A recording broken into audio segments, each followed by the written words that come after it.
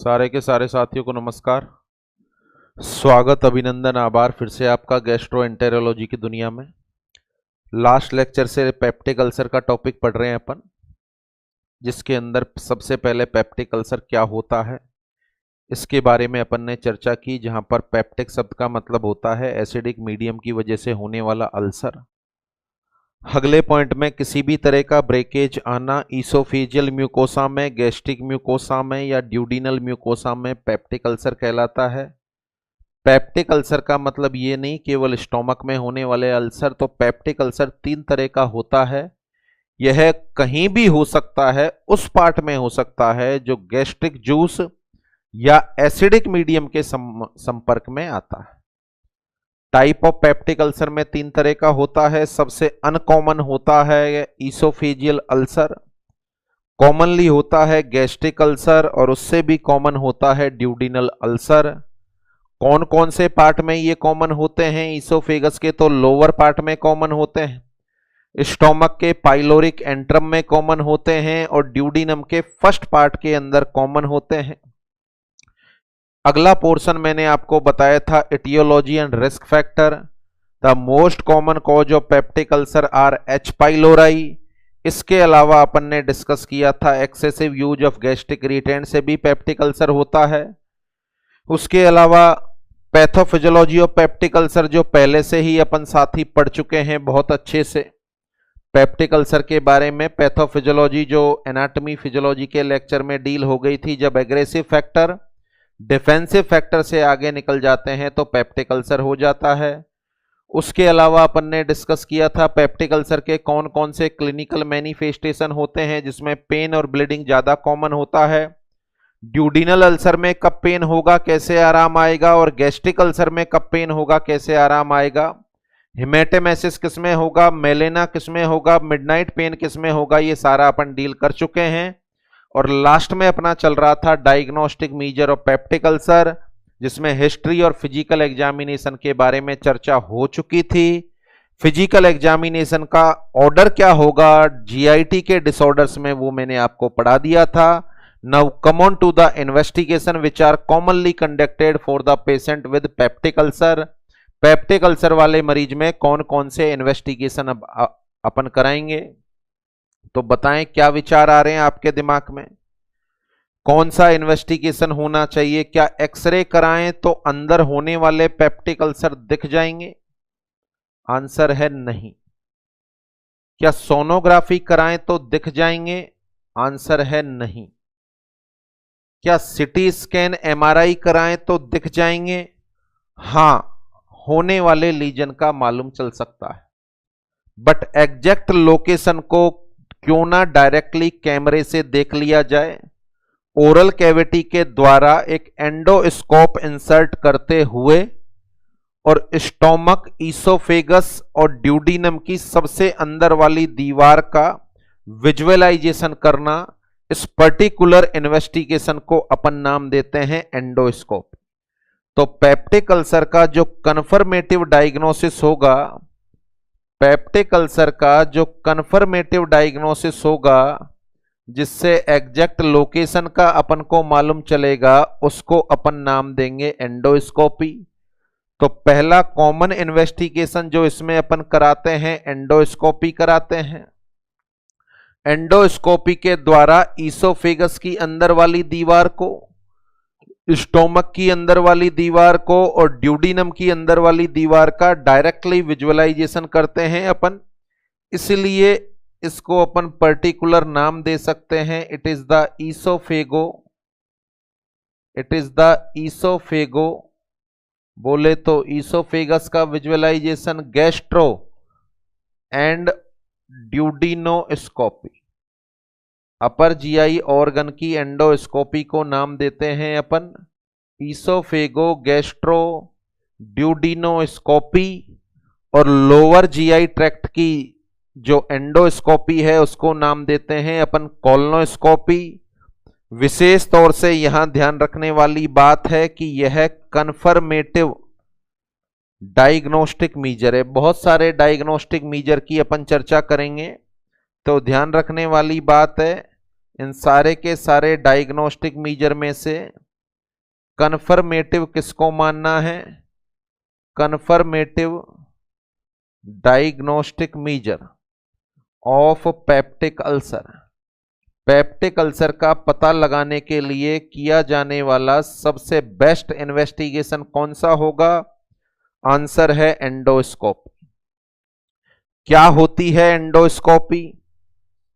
कैसे करते हैं एंडोस्कोपी? एंडोस्कोपी से पहले क्या प्रिकॉशन जरूरी होती है? एंडोस्कोपी के दौरान क्या प्रिकॉशन जरूरी है? कौन सी पोजीशन में अपन एंडोस्कोपी करते हैं? एंडोस्कोपी करने के बाद किन चीजों का ध्यान रखना होता है? ये सारे के सारे क्वेश्चन आपके मन में चल रहे हैं तो उनका भी जवाब ले लेते हैं। सबसे पहले तो देखें, ये एंडोस्कोपी है, यह एंडोस्कोप होता है। इस एंडोस्कोप को ओरल कैविटी के द्वारा ईसोफेगस से होते हुए स्टोमक और अप टू द ड्यूडिनम तक अपन डालते हैं। इसकी टिप पर कैमरा लगा होता है जिससे विजुअलाइजेशन हो जाता है। जो भी अंदर कोई पैथोलॉजी होती है उसकी रिकॉर्डिंग हो जाती है, जिसको इस कंप्यूटर स्क्रीन पर अपन देख लेते हैं। इस एंडोस्कोपी के दौरान क्या क्या अपन को करना होता है, तो बहुत सारे आप साथियों में से 2, 4, 5, 7% की एंडोस्कोपी हुई भी होगी। अपने किसी घरवाले की एंडोस्कोपी हुई होगी तो आप साथ में वहां पर उपस्थित रहे होंगे। उसके अलावा भी अपन बात करें या फिर आपने एंडोस्कोपी देखी होगी। तो एंडोस्कोपी लिख दी डॉक्टर ने, आपको सीने में या किसी को सीने में जलन रहती है, पेन रहता है और वॉमिटिंग में एक आध बार ब्लड आया है, तो ये पता लगाना है कि कहीं अंदर घाव तो नहीं हो रहे हैं, बोले तो अल्सर तो नहीं हो रहे। तो डॉक्टर साहब ने एंडोस्कोपी लिख दी। एंडोस्कोपी के लिए आप पर्टिकुलर प्रोसीजर रूम में चले गए जहां पर गैस्ट्रोएंटेरोलॉजिस्ट उपस्थित है और वो आपकी एंडोस्कोपी करने वाला है। तो सबसे पहला काम क्या होगा? देखें, सबसे पहला काम क्या होगा, इस पर अपन डील करें। सबसे पहले जो डॉक्टर साहब हैं वो आपसे क्वेश्चन करेंगे, क्या आपने खाना खाया हुआ है? आप बताओगे कि हां खाया हुआ है। कितनी देर पहले खाना खाया है? आप बताओगे कि 2 घंटे पहले खाना खाया है। तो वो आपसे कहेंगे कि अभी 2 घंटे और रुको। एंडोस्कोपी कराने से पहले कम से कम 4 से 6 घंटे एनबीएम होना मैंडेटरी। उसका कारण माना जाता है कि खाना आपने 2 घंटे पहले खाया, चाय आपने पी है या कुछ और चीज आपने ली है। एंडोस्कोपी से जब आपके स्टोमक का विजुअलाइजेशन करेंगे तो खाना तो अभी वहीं पड़ा हुआ है, क्या क्लियर पिक्चर मिलना संभावित है? नहीं। तो डॉक्टर साहब से आपने कहा कि मैंने 2 घंटे पहले खाना खाया है, तो वो कहेंगे अभी 2 घंटे और रुको, और 2 घंटे तक कुछ भी खाना पीना नहीं है, तो टोटल 4 घंटे हो गए। तो मिनिमम 4 से 6 घंटे इसमें एनबीएम रखना मैंडेटरी होता है। तो पहली precaution, the patient should be kept NBM. The patient should be kept NBM 4 to 6 hour before endoscope. 4 से 6 घंटे उसको अपन एनबीएम रखते हैं। पॉइंट नंबर 2, इसके बाद 4 घंटे उसको पूरे हो गए। 4 घंटे उसको पूरे हो गए तो बहुत सारी जगह ये फॉलो होता है, बहुत सारी जगह नहीं भी होता है। थोड़ा सा अनईजनेस वाला होता है प्रोसीजर। अनईजनेस वाला होने की वजह से कई बार पर्सन ज्यादा इरिटेबल हो जाता है, बहुत भयंकर घबराहट में आ जाता है। तो काफी सारे हॉस्पिटल्स के अंदर एंडोस्कोपी कराने से पहले कंसेंट लिया जाता है मरीज से और घर वालों से। तो यहां पर मरीज से और घर वालों से अपन कंसेंट लेंगे, बोले तो informed consent has been taken. Informed consent has been taken. मरीज और उसके घर वालों से कंसेंट अपन ने ले लिया। कंसेंट लेने के बाद मरीज को प्रोसीजर रूम में पहुंचा दिया। कंसेंट लेने के बाद मरीज को प्रोसीजर रूम में पहुंचा दिया। प्रोसीजर रूम में पहुंचाने के बाद कौन सी पोजीशन मरीज को दी जाए? देखिए, कौन सी पोजीशन मरीज को दी जाए, ये आप सामान्यतः देख रहे हैं लेफ्ट लेटरल पोजीशन है, ये लेफ्ट साइड में है स्टोमक। तो जो कॉमन पोजीशन होगी मरीज को दी जाने वाली वो होगी लेफ्ट लेटरल। तो सबसे पहले लेफ्ट लेटरल पोजीशन अपन देंगे, परंतु यहां भी दो तरह के मरीज होते हैं। एक तो वो जिनको एंडोस्कोपी के नाम से ही डर लगता है, थोड़ा सा अनईजनेस वाला होता है, क्योंकि अपने माउथ में फिंगर ही इंसर्ट करें तो ही वॉमिटिंग रिफ्लेक्स आता है। तो हालांकि प्रोसीजर 1 से 2 मिनट का होता है, परंतु अनईजनेस वाला होता है। तो बहुत सारे लोग ऐसे हैं कि नहीं, हमें तो बेहोश करके कर दो, हमें तो बेहोश करके कर दो। Point number 1। पॉइंट नंबर 2, यदि कोई मानसिक रोगी है तो वो तो कोऑपरेट करेगा ही नहीं, उसको तो बेहोश करना पड़ेगा।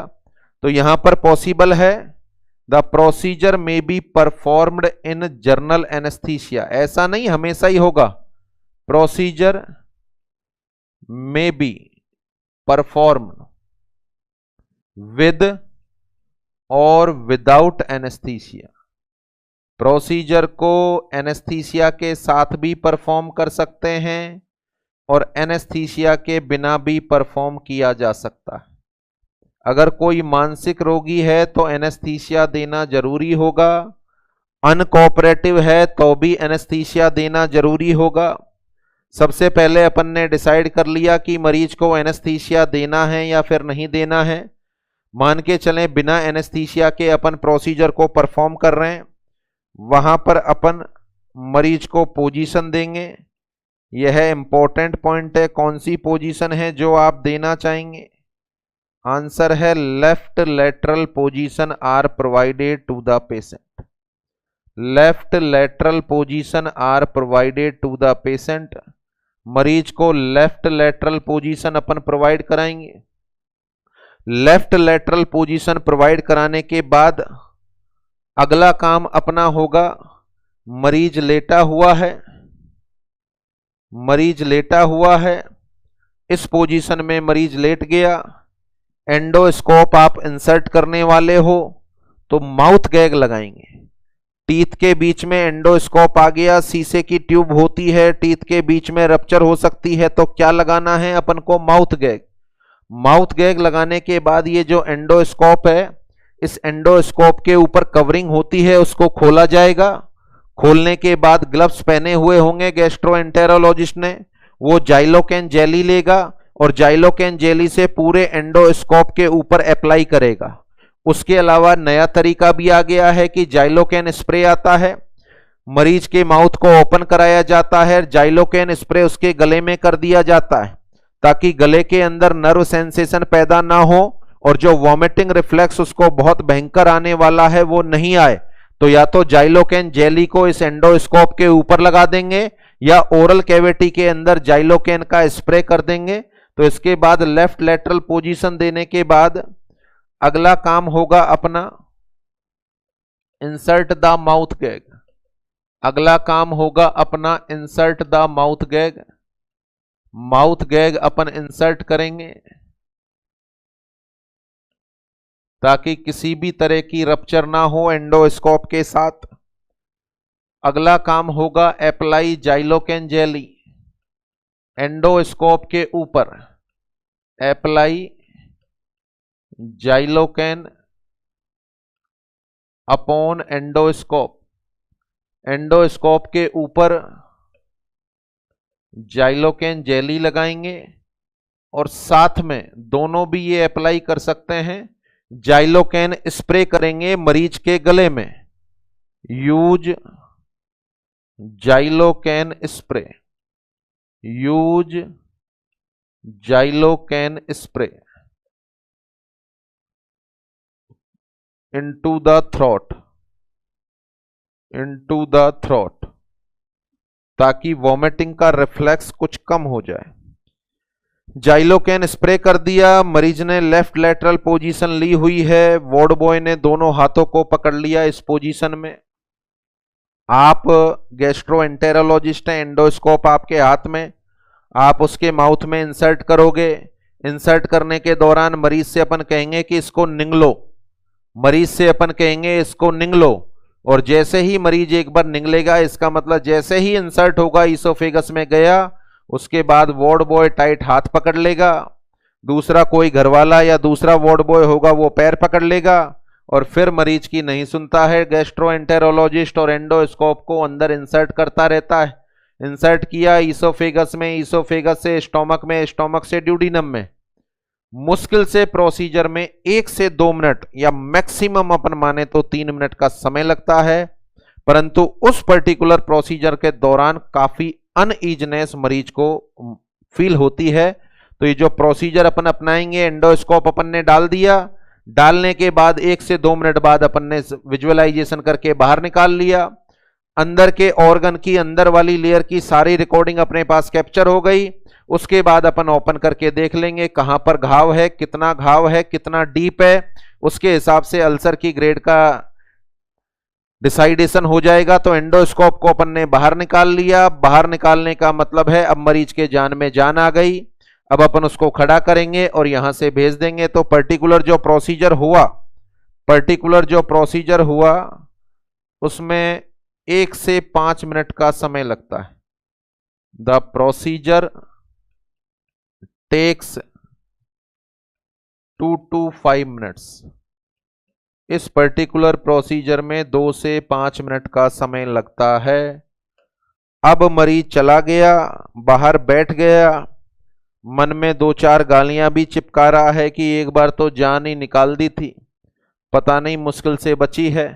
हालांकि रिलैक्स हो गया, पर अब उसको समस्या आ रही है कि वो कुछ भी निगल रहा है तो निगला ही नहीं जा रहा, कि पता नहीं क्या इंसर्ट कर दिया, मैं तो निगल ही नहीं पा रहा। यह दोष एंडोस्कोप का नहीं है। जो जाइलोकेन जेली आपने लगाई है उससे पर्टिकुलर मरीज में गैग रिफ्लेक्स का लॉस हो गया है, जो 2, 4, 5 मिनट में या मैक्सिमम 10 मिनट में वापस आने वाला है। आप मरीज को बाहर ही बिठा दो और उसको पानी दो। पानी सिर्फ इसलिए देना है कि माउथ गार्गल करे, पीना नहीं है, किसी भी हाल में पीना नहीं है। गैग रिफ्लेक्स नहीं आया है तो आप उसको भले से पानी नहीं दें, और दें भी तो केवल इतना कि गार्गल कर लो और सारे पानी को बाहर स्प्लिट कर दो, थूक दो आप। तो उसको पानी देना है। उसके बाद 5 से 10 मिनट तक बिठाए रखना है। जब गैग रिफ्लेक्स वापस आ जाए तभी उसको कुछ ना कुछ खिलाना पिलाना है, अदरवाइज कुछ भी खिलाना पिलाना नहीं है। तो यहां अपन बात कर सकते हैं कि मरीज को प्रोसीजर होने के बाद बोले तो the patient should be kept NBM. The patient should be kept NBM. कब तक एनबीएम रखेंगे? जब तक कि गैग रिफ्लेक्स वापस नहीं आ जाए। until the gag reflex has been returned। जब तक गैग रिफ्लेक्स वापस नहीं आ जाए तब तक अपन मरीज को एनबीएम रखेंगे। बोले तो लगभग कितनी देर में गैग रिफ्लेक्स वापस आ जाएगा, निगलना स्टार्ट कर देगा? आंसर है 5 से 10 मिनट में। तो प्रोसीजर होने के बाद भी मरीज को 5 से 10 मिनट तक कुछ भी खिलाना पिलाना नहीं है। That is the procedure which are known as endoscopy and it is the confirmative procedure of peptic ulcer। यहां देखें आप सबसे पहले पेज में diagnostic measure of peptic ulcer पढ़ रहे हैं अपन। सबसे पहले एंडोस्कोपी कराते हैं, ईसोफेगो गैस्ट्रोड्यूडिनोस्कोपी भी बोलते हैं। It is the confirmative diagnostic measure for peptic ulcer. इस तरीके से एंडोस्कोप होता है जिससे पूरा अंदर की दीवार का विजुअलाइजेशन हो जाता है। इस प्रोसीजर में प्रोसीजर से पहले क्या स्पेशल केयर है? प्रोसीजर से पहले क्या स्पेशल केयर है यह आपको बता दिया। ये पहला पॉइंट हो गया, केयर बिफोर प्रोसीजर। पहला पॉइंट हो गया केयर बिफोर प्रोसीजर। प्रोसीजर से पहले किन बातों का ध्यान रखना है? इन बातों का ध्यान रखना है, मरीज को 4 से 6 घंटे एनबीएम रखेंगे। मरीज और उसके घर वालों से इन्फॉर्म्ड कंसेंट अपन ले लेंगे। अगले पॉइंट पर यदि अपन जाएं तो अपन बात कर सकते हैं प्रोसीजर जो है वह विद एनेस्थीसिया भी किया जा सकता है, विदाउट एनेस्थीसिया भी किया जा सकता है। तो ड्यूरिंग प्रोसीजर कौन कौन सी केयर होंगी? The care during procedure, point number 2, procedure के दौरान देखें कौन कौन सी केयर हो गई। It may be performed under anaesthesia और without the anaesthesia. The patient should be provided left lateral position. The patient should be provided left lateral position. Insert the mouth gag to prevent the rupture of endoscope by the teeth of patient. Apply Xylocaine jelly upon the endoscope and also Xylocaine spray may be used into the throat of patient. The whole procedure takes 2 to 5 minutes. That all are the care during the procedure. और ये last में अपन बात करें तो point number 3, procedure के बाद क्या special care होगी? तो यहां अपन बोलेंगे it is the care after the procedure. It is the care after the procedure. तो प्रोसीजर के बाद कुछ भी केयर नहीं है, आराम से मरीज को भेज दो।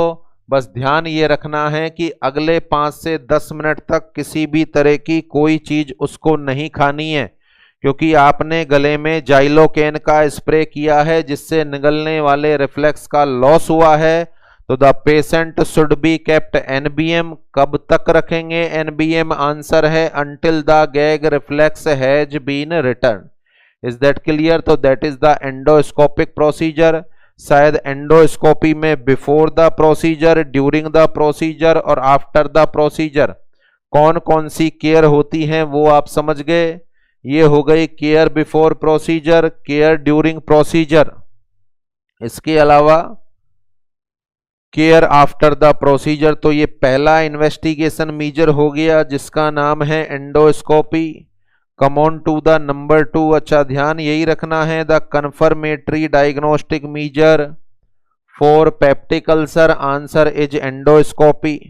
चूंकि पेप्टिक अल्सर होने का कारण है, पेप्टिक अल्सर होने का कारण है हेलियोबैक्टर पाइलोराई। तो क्या हेलियोबैक्टर पाइलोराई अंदर प्रेजेंट होता है? क्या हेलियोबैक्टर पाइलोराई स्टोमक में प्रेजेंट है या नहीं है? इसका पता लगाने के लिए अपन एक स्पेसिफाई टेस्ट करते हैं। इस स्पेसिफाई टेस्ट का नाम है यूरिया ब्रेथ टेस्ट। इस स्पेसिफाई टेस्ट का नाम है urea breath test. Urea breath test का मकसद जान लें आप। It is not the confirmative test of peptic ulcer, नहीं, and it is not also the confirmative test for H pylori. H pylori का भी कन्फर्मेटिव टेस्ट नहीं है। कौन सा होता है अभी बताऊंगा मैं। तो यूरिया ब्रेथ टेस्ट का जो अपन ये टेस्ट को यूज कर रहे हैं उसका मेन मकसद होता है for the detection of H pylori. Urea breath test अपन करते हैं for the detection of H pylori. H pylori का पता लगाने के लिए किया जाने वाला टेस्ट होता है यूरिया ब्रेथ टेस्ट। देखो टेस्ट में लिखा हुआ है यूरिया, इसका मतलब है यूरिया से कुछ संबंध होगा। ब्रेथ, इसका मतलब है ब्रेथ से भी कोई संबंध होगा। तो प्योर प्रैक्टिकली जाने अपन किस तरीके से इस टेस्ट को अपन परफॉर्म करते हैं। मेरा यूरिया ब्रेथ टेस्ट होना, हेलियोबैक्टर पाइलोराई जो बैक्टीरिया होता है वह एक एंजाइम सीक्रेट करता है जिसका नाम होता है यूरिएज। जिसका नाम होता है यूरिएज। कैसे काम करेगा? तो मैं 2 घंटे से एनबीएम हूं, मेरा यूरिया ब्रेथ टेस्ट होना है। एक छोटा सा कैप्सूल मुझे खिलाया जाएगा, carbon labelled capsule. Carbon labelled capsule जिसके अंदर बेसिकली यूरिया भी होगा। उस कैप्सूल को मेरे द्वारा खाया जाएगा। खाने के बाद वह कैप्सूल मेरे स्टोमक में पहुंचेगा। अच्छा, ये जो कैप्सूल मेरे स्टोमक में पहुंचेगा इसका डिसोसिएशन होगा यूरिएज एंजाइम के द्वारा। ये कैप्सूल रप्चर हो गया।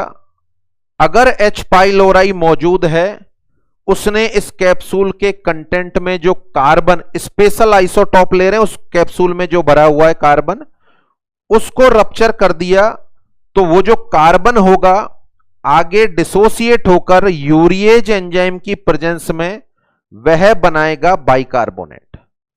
बाइकार्बोनेट जाएगा अपने ब्लड में, स्टोमक से कहां जाएगा? ब्लड में। अच्छा, ब्लड में वो H+ आयन से जुड़ेगा तो कार्बोनिक एसिड बनाएगा, और कार्बोनिक एसिड टूटेगा, कार्बोनिक एसिड टूटेगा तो कार्बन डाइऑक्साइड बनाएगा, और वो कार्बन डाइऑक्साइड वापस से अपने लंग्स में पहुंचेगी। तो मैं इस कैप्सूल को खाने के 10 से 30 मिनट बाद अपना ब्रेथ सैंपल दूंगा। अगर उस ब्रेथ सैंपल में वह स्पेसिफिक कार्बन मौजूद है, तो इसका मतलब है मेरे अंदर H पाइलोराई प्रेजेंट है, उसी ने इसको तोड़ा है। तो यूरिया ब्रेथ में यदि कार्बन डाइऑक्साइड स्पेसिफिक मिल जाए तो इसको पॉजिटिव माना जाता है, अदरवाइज इसको नेगेटिव माना जाता है। और ज्यादा बेहतर तरीके से समझे तो ये जाने आप, इस तरीके से होता है यूरिया ब्रेथ टेस्ट। देखें यहां पर जो यूजुअली अपन यूरिया का इस्तेमाल कर रहे हैं, देखें ऊपर ही ऊपर ये जो पर्टिकुलर कार्बन है, ये स्पेसिफिक आइसोटॉप होता है या तो C13 या C14, या तो C13 या C14, ये जो कार्बन लिया जाता है इस कैप्सूल में। देखो यहां पर लिखा हुआ है radio labelled urea, radio labelled urea.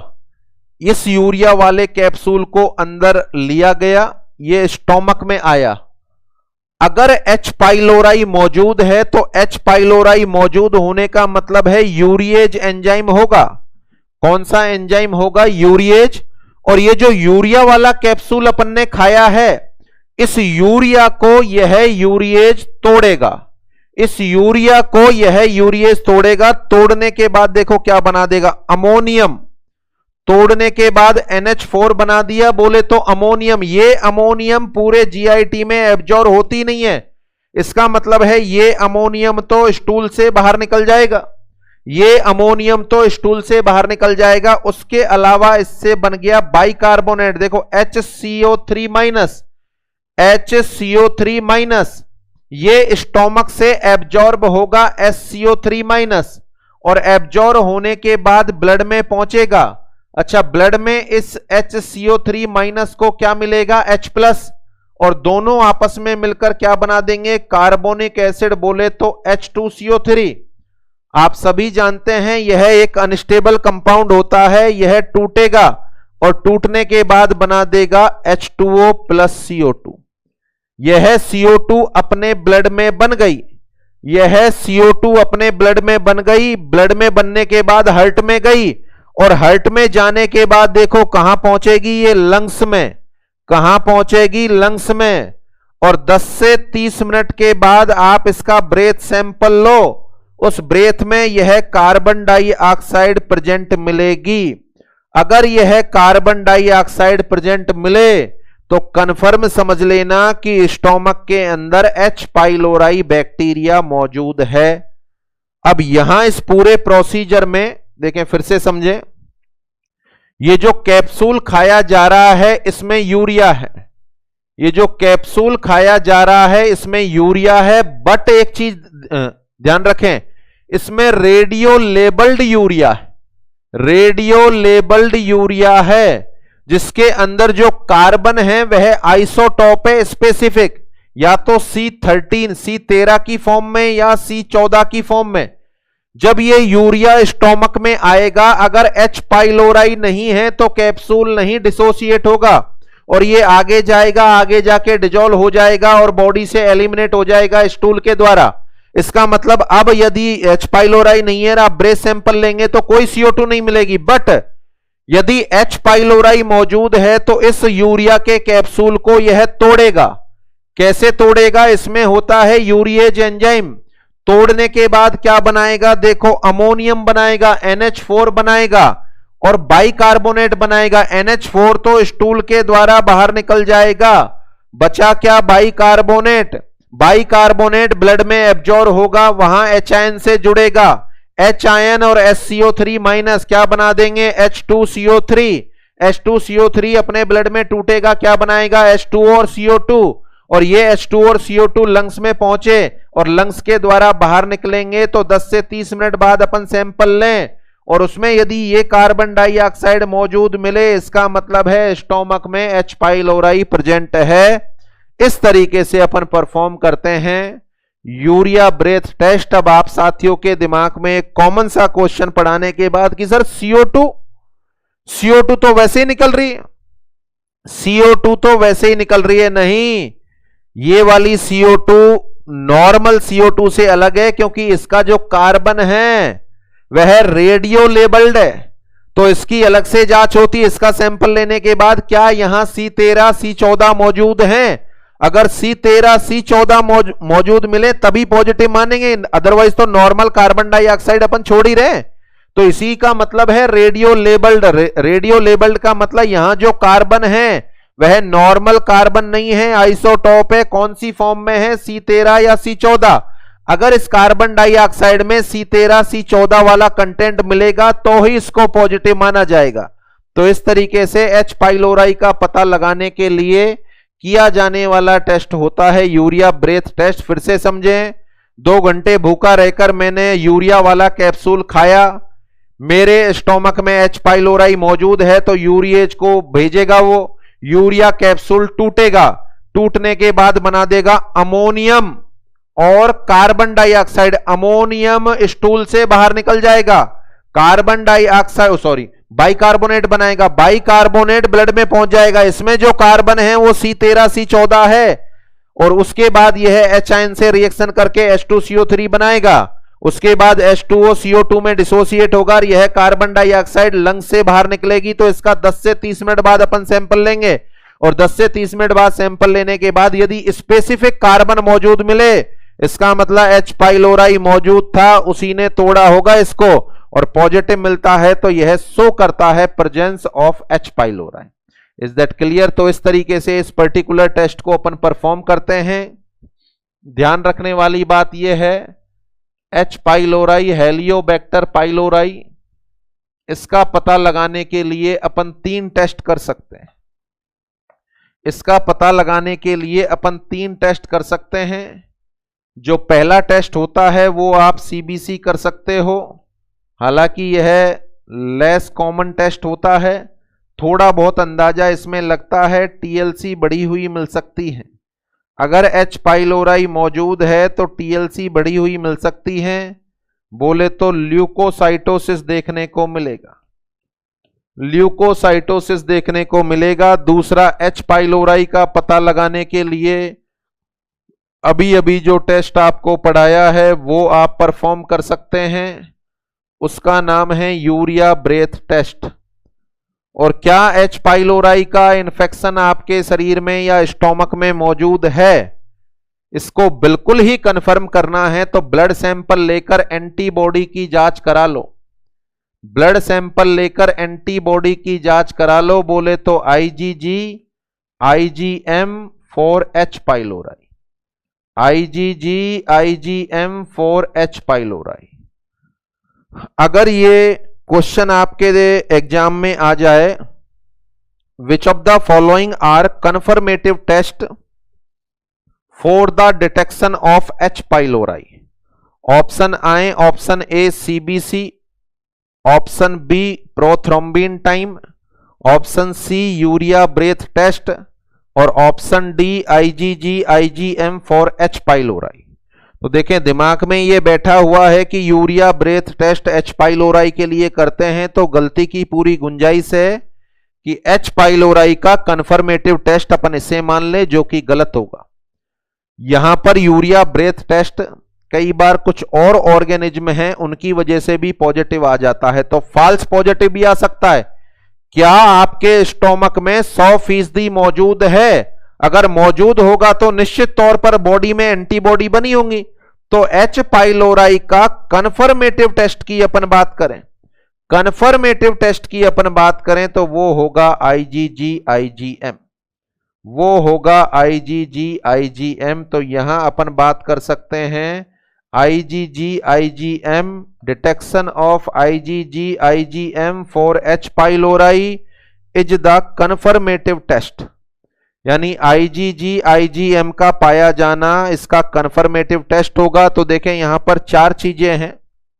Number 1, confirmative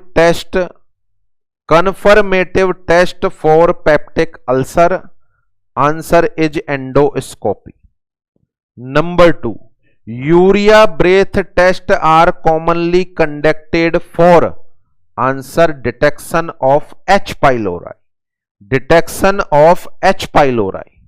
Number 3, confirmative test for the detection of H pylori,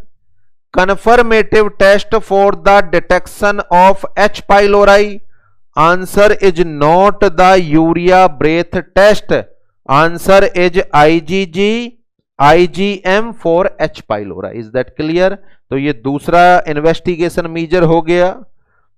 पहला हो गया एंडोस्कोपी, दूसरा हो गया यूरिया ब्रेथ टेस्ट जो H पाइलोराई का पता लगाने के लिए करते हैं। कैसे करते हैं शायद बेहतर तरीके से आपको समझ में आ गया।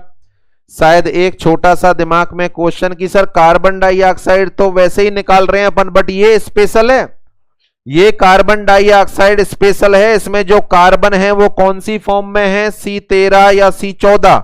अगर ये वाला कार्बन मिले तब जाकर इसको पॉजिटिव माना जाएगा। तो ये यूरिया ब्रेथ टेस्ट करते हैं। बाकी H पाइलोराई का पता लगाने के लिए ये 3 टेस्ट कर सकते हैं। इन तीनों में कन्फर्मेटिव होगा IgG IgM for H pylori. तो पहला हो गया एंडोस्कोपी, दूसरा हो गया यूरिया ब्रेथ टेस्ट, तीसरा इन्वेस्टिगेशन जो कॉमनली अपन करते हैं उसका नाम है CBC, बोले तो कंप्लीट ब्लड काउंट। देखें कंप्लीट ब्लड काउंट में क्या क्या देखने को आपको मिल सकता है। अगर मैं आपसे कहूं ये रिपोर्ट आप देख रहे हो, total RBC, packed cell volume, haemoglobin और TLC, इनमें क्या प्रेडिक्शन कर पा रहे हो आप, इनकी रिपोर्ट में क्या बदलाव मिलेगा। देखो पेप्टिक अल्सर वाले मरीज में बार बार ब्लीडिंग हो रही है, और बार बार ब्लीडिंग होने का मतलब है इंसान के अंदर RBC के काउंट कम हो जाएंगे। जब RBC के काउंट कम होंगे तो पैक्ड सेल वॉल्यूम पर क्या फर्क पड़ेगा, आंसर है कम हो जाएगा। What is the packed cell volume, the total number of RBC in percentage, that is the packed cell volume कम हो जाएगा। चूंकि RBC कम हो रही है तो सारा हीमोग्लोबिन RBC के अंदर ही तो मौजूद है, तो हीमोग्लोबिन भी कम हो जाएगा। चूंकि इन्फेक्शन हो रहा है H पाइलोराई की वजह से, तो TLC आपको बढ़ी हुई देखने को मिल सकती है। तो ये फाइंडिंग है जो आपको CBC के अंदर देखने को मिलेगी। तो ये कॉमन टेस्ट हैं जो अपन परफॉर्म करते हैं। H पाइलोराई के लिए अभी अभी आपको बता दिया। एक और टेस्ट कर सकते हैं अपन, जिसको नाम दे देंगे अपन antibody detection test. Antibody detection test किसके लिए कर रहे हैं अपन, आंसर है H पाइलोराई के लिए कर रहे हैं। किसके लिए कर रहे हैं अपन, H पाइलोराई के लिए कर रहे हैं। कौन सी जांच कर रहे हैं अपन इसमें, IgG और IgM for H pylori, IgG IgM for H pylori. तो these are the diagnostic measure which are commonly perform for the patient with peptic ulcer. सभी का डिस्क्रिप्शन मैंने आपको बता दिया। अब दोबारा से एंडोस्कोपी को बताने की आवश्यकता नहीं होगी। तो कौन कौन सी जांच हो गई, एंडोस्कोपी हो गई, यूरिया ब्रेथ टेस्ट हो गया, CBC आपने कर ली, क्या फाइंडिंग मिलेंगी आपके सामने है, और IgG IgM for H pylori की जांच भी अपन ने कर ली। तो these all are the diagnostic measure of peptic ulcer. Come on to the next, management of peptic ulcer. अगला पॉइंट है अपना ट्रीटमेंट। और management of peptic ulcer. Peptic ulcer का क्या मैनेजमेंट किया जाना संभावित होगा?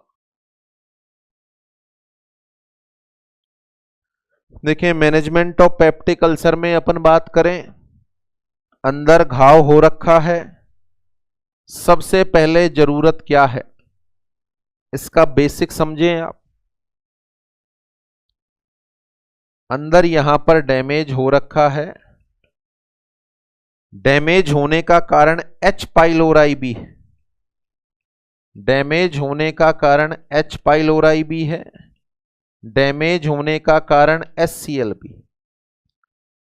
सबसे पहला तो आपका मकसद होगा कि ये जो डैमेज हो रखा है इतना, बस इतना ही रहे, इससे ज्यादा नहीं बढ़े, इतना ही रहे, इससे ज्यादा नहीं बढ़े।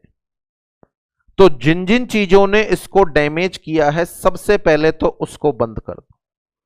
जिन जिन चीजों ने इसको डैमेज किया है सबसे पहले तो उसको बंद कर दो। Point number 1। शायद आप समझ पा रहे हैं कि इसको डैमेज किया होगा गैस्ट्रिक इरिटेंट ने, तो सबसे पहले गैस्ट्रिक इरिटेंट बंद कर दो। देखो कॉमन सी बात है, पेप्टिक अल्सर वाले मरीज को आप दवाई चला दो, लेने दो उसको दवाई, alcohol, tobacco, smoking, spicy food ये सब चालू रखेगा तो क्या वो ठीक हो पाएगा? नहीं, ताजिंदगी ठीक नहीं हो पाएगा।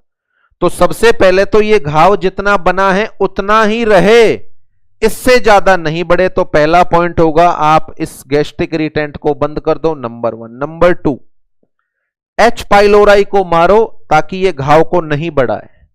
नंबर 2, H पाइलोराई को मारो और HCl का सीक्रेशन भी कम कर दो। बोले तो फार्मेकोलॉजिकल मैनेजमेंट। H पाइलोराई को मारो और HCl का सीक्रेशन कम कर दो, फार्मेकोलॉजिकल मैनेजमेंट। अच्छा, इसको मार दिया, HCl भी कम कर दिया, बट घाव तो अभी भी बना हुआ है। और बॉडी में कोई भी घाव या वुंड होगा तो उसको हील होने के लिए उच्च क्वालिटी का प्रोटीन चाहिए। तो तीसरा मैनेजमेंट अपन यहां डाइटरी मैनेजमेंट करेंगे। तीसरा मैनेजमेंट अपन यहां पर करेंगे डाइटरी मैनेजमेंट। स्पाइसी डाइट दें या ब्लेंड डाइट दें? तो आंसर है ब्लेंड डाइट अपन मरीज को देना चाहेंगे, स्पाइसी तो बिल्कुल भी नहीं देंगे, ताकि ये घाव जल्दी से भर जाए, ताकि ये घाव जल्दी से भर जाए। अब लास्ट पॉइंट, अगर ये जो अल्सर हुआ है इसका कारण तनाव है, तो अगर ये अल्सर हुआ और अल्सर का कारण तनाव है तो तनाव से तो फिर होगा ना, तो इसका कारण H पाइलोराई है, इसका कारण तो है तनाव, तो फिर अपन को तनाव का मैनेजमेंट करना पड़ेगा। तो फिर अपन को तनाव का मैनेजमेंट करना पड़ेगा। तो देखो गाइडलाइन क्या हुई, एक तो घाव इससे ज्यादा नहीं बढ़े, नहीं बढ़े तो बाहर वाली चीजें बंद कर दो, गैस्ट्रिक इरिटेंट बंद कर दो। नंबर 2, H पाइलोराई को मारो और HCl का सीक्रेशन कम कर दो, बोले तो फार्मेकोलॉजिकल मैनेजमेंट। उसके अलावा इस घाव को जल्दी भर दो, हाई प्रोटीन डाइट दो, घाव को जल्दी भर दो, हाई प्रोटीन डाइट दो। और तनाव से हुआ है तो फिर अपन को तनाव का मैनेजमेंट करना पड़ेगा। तो गाइडलाइन में 4 पॉइंट हो गए, 4 पॉइंट हो गए। अल्सर हो गया है तो आपका सबसे पहला रोल होगा बाहर की चीजों में गैस्ट्रिक इरिटेंट को बंद कर दो। Point number 1, avoid gastric irritant. Point number 1, avoid gastric irritant. Gastric irritant को अपन बंद कर दें। गैस्ट्रिक इरिटेंट कौन कौन से हैं सारे साथियों को भली भांति पता है। पॉइंट नंबर 2, अपन इसको दवाइयां देंगे। पॉइंट नंबर 2, अपन मरीज को दवाइयां देंगे, बोले तो फार्मेकोलॉजिकल मैनेजमेंट। फार्मेकोलॉजिकल मैनेजमेंट, तो क्या फार्मेकोलॉजिकल मैनेजमेंट करें अपन? सबसे पहले H पाइलोराई को मारने के लिए एंटीबायोटिक्स देना चाहेंगे अपन। H पाइलोराई को मारने के लिए एंटीबायोटिक्स देना चाहेंगे अपन। दी जाने वाली कॉमन एंटीबायोटिक्स आंसर है एमॉक्सिसिलिन, क्लेरिथ्रोमाइसिन, एमॉक्सिसिलिन, क्लेरिथ्रोमाइसिन। और उसके अलावा अपन यहां प्रिस्क्राइब करते हैं मेट्रोनाइडेजोल। एच पाइलोराई को मारने के लिए ये कॉमन दवाइयां हैं जो अपन चलाते हैं, एमॉक्सिसिलिन, क्लेरिथ्रोमाइसिन और मेट्रोनाइडेजोल। एचसीएल के लिए आंसर है पीपीआई, साथ में अपन देते हैं H2 ब्लॉकर, साथ में एसिड को न्यूट्रलाइज करने वाली दवाई जिसका नाम है एंटासिड। ये दवाइयां सामान्यतः अपन चलाते हैं। ये एसिड को सप्रेस और न्यूट्रलाइज करने वाली दवाई है। तो फार्मेकोलॉजिकल मैनेजमेंट में क्या हुआ देखें, शुरुआत में ये दवाइयां अपन प्रिस्क्राइब करते हैं, टैबलेट एमॉक्सिसिलिन, टैबलेट क्लेरिथ्रोमाइसिन, उसके अलावा सुबह भूखे पेट कैप्सूल पेंटापेराजोल पीपीआई है, पेंटापेराजोल। उसके अलावा टैबलेट सिमेटिडाइन या रेनिटिडीन जो H2 ब्लॉकर है, सिमेटिडाइन या रेनिटिडीन जो H2 ब्लॉकर है। उसके अलावा अपन एंटासिड का सिरप चला देते हैं, जेलुसिल जेल या म्यूकेन जेल, जेलुसिल जेल या म्यूकेन जेल। देखें एक एक दवाई का मालूम आपको चल रहा है। एमॉक्सिसिलिन और क्लेरिथ्रोमाइसिन इनको बोलते हैं अपन, ये तो एंटीबायोटिक्स हैं। पेंटापेराजोल पीपीआई है, सिमेटिडाइन या रेनिटिडीन ये H2 ब्लॉकर है और जेलुसिल जेल या म्यूकेन जेल ये एंटासिड है। कुछ एनक्लेक्स की किताबों में पेप्टिक अल्सर के बारे में एक नाम लिखा हुआ है ट्रिपल थेरेपी, कि कौन सी ट्रिपल थेरेपी है जो पेप्टिक अल्सर वाले मरीजों में चलाई जाती है। उसका नाम है, ये ट्रिपल थेरेपी में 3 दवाइयां चलती हैं जिनका नाम है एमॉक्सिसिलिन, क्लेरिथ्रोमाइसिन और पेंटापेराजोल। तो इसी थेरेपी को बोलते हैं अपन ट्रिपल थेरेपी। यह थेरेपी मेनली जो यूरिया ब्रेथ टेस्ट में पॉजिटिव या H पाइलोराई पॉजिटिव आता है उनको देते हैं। 90% मरीजों में तो यह थेरेपी असर करती है, 10% में H पाइलोराई रेजिस्ट हो जाता है और रेजिस्ट होने के बाद यदि 14 दिन बाद भी यूरिया ब्रेथ टेस्ट पॉजिटिव आ रहा है तो फिर इन दवाइयों को 14 दिन और चलाते हैं, 14 दिन और चलाते हैं और अगले 14 दिन इन दवाइयों के साथ एक दवाई और जोड़ देते हैं जिसका नाम है मेट्रोनाइडेजोल। इन दवाइयों को तो चलाएंगे ही चलाएंगे पर एक दवाई और जोड़ देते हैं जिसका नाम होता है मेट्रोनाइडेजोल। तो यह ट्रिपल थेरेपी क्वाड्रेट थेरेपी हो जाती है, 3 की जगह 4 दवाइयां इसमें चलाते हैं। यहां पर आप देखें 1-2 वर्ड, पेंटापेराजोल या सिमेटिडाइन या रेनिटिडीन, इनके बारे में 100% आप जानते हैं। खाने के बाद लेते हैं इनको या भूखे पेट लेते हैं, तो आंसर दे रहे हैं कि भूखे पेट लेते हैं। पेंटापेराजोल को अब आपने एम्प्टी स्टोमक लिया, इसको भी यूजुअली खाने से आधे घंटे पहले लिया जाता है। ये दोनों इंजेक्टेबल फॉर्म में भी आते हैं और टैबलेट कैप्सूल फॉर्म में भी आते हैं। क्या सिमेटिडाइन या रेनिटिडीन देने के 10 मिनट बाद आप जेलुसिल जेल दें तो बेटर होगा? तो देखें 2 क्वेश्चन जो कई सारी बुक्स के अंदर आपको मिलेंगे। पहली चीज, इन दवाइयों को मील के साथ देना है या मील से पहले देना है, पीपीआई और H2 ब्लॉकर को? तो हमेशा ध्यान रखने वाली बात है, इनको हमेशा मील से पहले देते हैं, बिफोर मील देते हैं H2 ब्लॉकर और पीपीआई दोनों को। क्या सिमेटिडाइन को इनके साथ देना है? नहीं, H2 ब्लॉकर को कभी भी जेलुसिल जेल या म्यूकेन जेल एंटासिड के साथ नहीं देते। और सोचो, मैंने म्यूकेन जेल लिया और 10 मिनट बाद मैंने रेनिटिडीन ली, तो क्या उसका प्रॉपर डिजोल्वमेंट हो पाएगा स्टोमक में? नहीं होगा। तो उसका इफेक्ट आएगा ही नहीं, उसका इफेक्ट आएगा ही नहीं। तो कभी भी इसके साथ नहीं देते हैं। तो यहां अपन बोलेंगे डू नॉट कंबाइन इनको, H2 ब्लॉकर को और एंटासिड को कभी कंबाइन नहीं करना है। कम से कम 1 घंटे का गैप होना चाहिए, कम से कम 1 घंटे का गैप होना चाहिए। यदि आप 11 बजे रेंटेक दे रहे हो तो 12, 12:30 या 1 बजे आपको एंटासिड देना है। तो कभी भी H2 ब्लॉकर को और एंटासिड को आपस में कंबाइन नहीं करना है। H2 ब्लॉकर और PPI को हमेशा खाने से पहले देना है। अगला पॉइंट कि ये जो H2 ब्लॉकर होते हैं ये सेंट्रली एक्टिंग सब्सटेंस होते हैं। तो इनमें से कौन सी दवाई है जो कंफ्यूजन क्रिएट करती है या डिजीनेस क्रिएट करती है? निम्न में से कौन सी दवाई कंफ्यूजन या डिजीनेस क्रिएट करती है? तो यहां पर आपको आंसर देना है सिमेटिडाइन और ranitidine. It is a central acting drug. यह सेंट्रल एक्टिंग ड्रग होती है जिसकी वजह से कभी कभार कंफ्यूजन वाली स्थिति भी डेवलप हो जाती है। और कंफ्यूजन वाली स्थिति डेवलप हो जाए तो इस दवाई का इस्तेमाल अपन रोक देते हैं। तो it is the pharmacological management of patient with peptic ulcer. बहुत सारी चीजें हैं जो मैंने आपको बता दी। पेप्टिक अल्सर में ट्रिपल थेरेपी से क्या समझ रहे हो?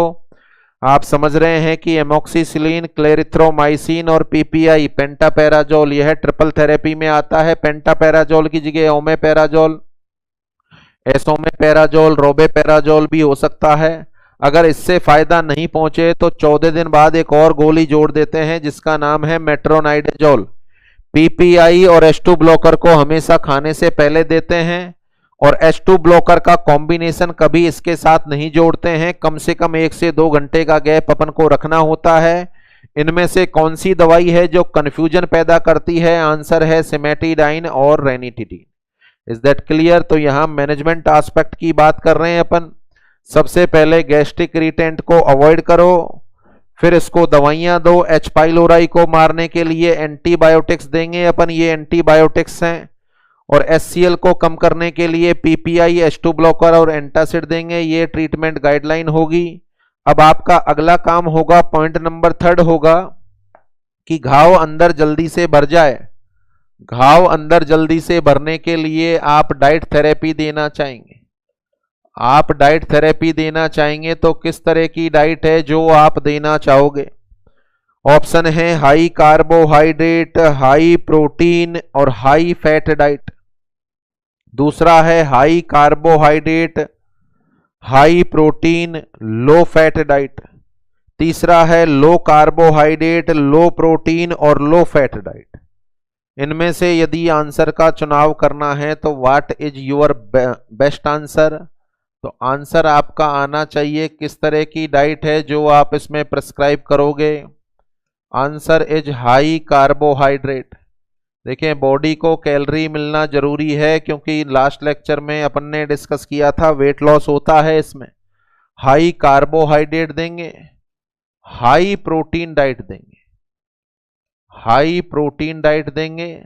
और हाई प्रोटीन डाइट में मेनली जो अपन देते हैं वो होता है कोल्ड मिल्क। देखें, यहां कोल्ड मिल्क के 2 फायदे होते हैं। पहला फायदा कि अच्छा प्रोटीन इससे प्राप्त होता है, साथ में कोल्ड है तो जो अंदर घाव बन रहे हैं वहां पर कोल्ड एप्लीकेशन जब अप्लाई होगी तो जो दर्द हो रहा है इंसान को वो कम होगा। जो दर्द हो रहा है इंसान को वो कम होगा। और प्रोटीन जो फैट है वो हमेशा अपन लो देते हैं। जो फैट है वो हमेशा अपन लो देते हैं। उसका कारण, ज्यादा फैट दोगे तो खाना स्टोमक में ज्यादा समय तक ठहरेगा। ज्यादा फैट दोगे तो फूड स्टोमक में ज्यादा समय तक ठहरेगा। अब सोचो, ज्यादा समय तक ठहरेगा तो नुकसान होगा स्टोमक में, जल्दी एम्प्टी कराना चाहते हो। यहां एक क्वेश्चन आपके माइंड में चल रहा है कि हाई प्रोटीन देंगे तो भी ज्यादा समय तक रुकेगा। नहीं, कि प्रोटीन देंगे तो स्टोमक ज्यादा काम करेगा, नहीं, प्रोटीन का डाइजेशन और भी तो सबस्टेंस से हो रहा है, ट्रिप्सिनोजन से हो रहा है, काइमोट्रिप्सिनोजन से हो रहा है, और इवन देन पेप्टाइडेज है सकस एंटेरिकस में। तो ऐसा नहीं कि प्रोटीन के डाइजेशन का अकेला लोड केवल स्टोमक के ऊपर है, नहीं। तो यहां अपन बात कर सकते हैं हाई कार्बोहाइड्रेट और हाई प्रोटीन डाइट देना जरूरी है। बोले तो अपन पर्सन को कोल्ड मिल्क देके उसमें एग डाल सकते हैं, एग डाल सकते हैं, बट आप उसको ऑमलेट बना के खिलाओ, ये गलत होगा, क्योंकि स्पाइसी हो जाएगा। तो नॉन स्पाइसी अवस्था में देना है। ये जो डाइट आपको प्रिस्क्राइब करनी है यह नॉन स्पाइसी स्टेट में होनी चाहिए। इस तरह की डाइट आप मरीज को चलाओगे तो वह जल्दी हील कर जाएगा, स्टोमक में जो घाव हो रहे हैं वह जल्दी हील हो जाएंगे। तो ये डाइट थेरेपी आप उसको देंगे। अगर किसी इंसान में अल्सर होने का कारण तनाव है, अगर किसी इंसान में अल्सर होने का कारण तनाव है, तो फिर उस पर्टिकुलर इंसान में अपन को मैनेज करना होगा स्ट्रेस को।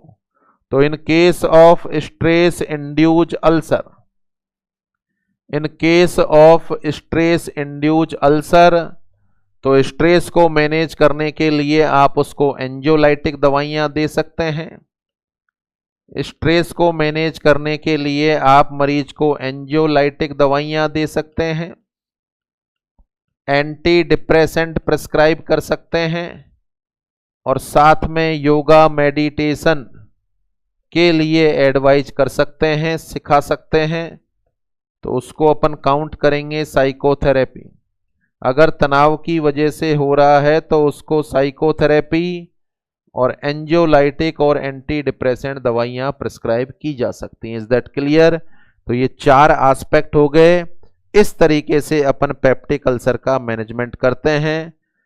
100% आप समझ गए। शुरू में ही बता दिया था कि सबसे पहले तो जो घाव बना है उसको बढ़ने मत दो, तो गैस्ट्रिक इरिटेंट को बंद कर दो।